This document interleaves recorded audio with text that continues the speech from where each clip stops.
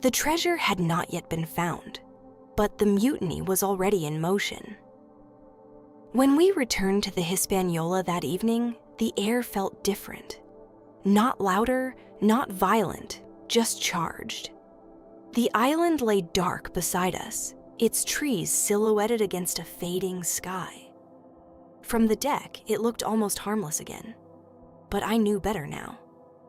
Somewhere within that forest, Ben Gunn was watching, and somewhere aboard this ship, Silver was preparing. I went straight to Dr. Livesey.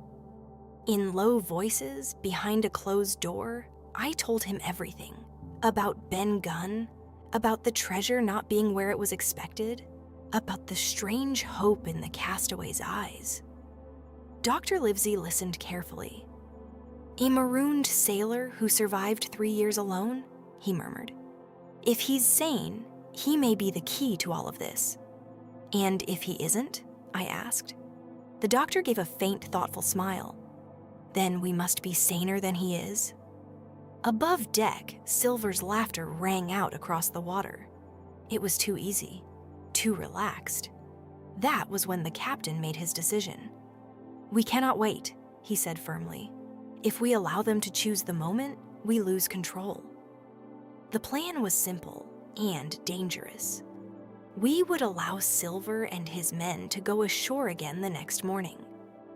Once they were off the ship, we would secure the Hispaniola and fortify a position inland using the stockade marked on the map. It was risky, but staying aboard with mutineers outnumbering us was worse. At dawn, Silver gathered his chosen men. "Well then, lads," he called cheerfully, "let's stretch our legs again." Several sailors grabbed muskets and supplies. Their movements were quick, purposeful. This was no casual walk. Silver turned to the captain. "We'll scout the terrain," he said pleasantly. "Make sure it's safe." The captain nodded calmly. "Of course." But both men knew the truth.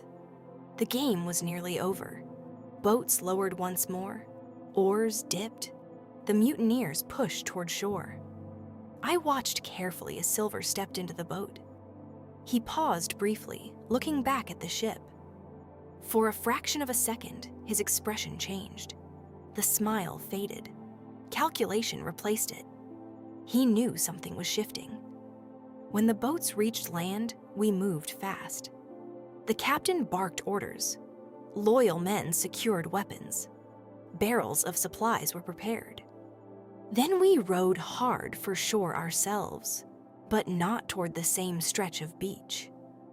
We aimed for the opposite side of the cove, closer to where the map showed a wooden fort, a stockade built long ago by Flint's crew.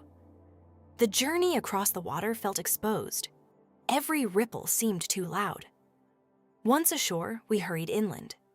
The stockade stood in a clearing, rough but sturdy. Thick logs formed its walls.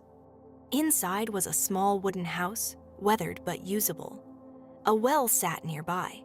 It was defensible, and more importantly, it was away from the mutineers.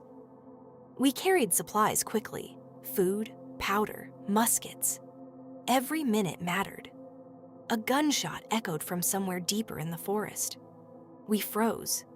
Another shot followed. Then silence. The captain's jaw tightened. "They've begun," he said quietly.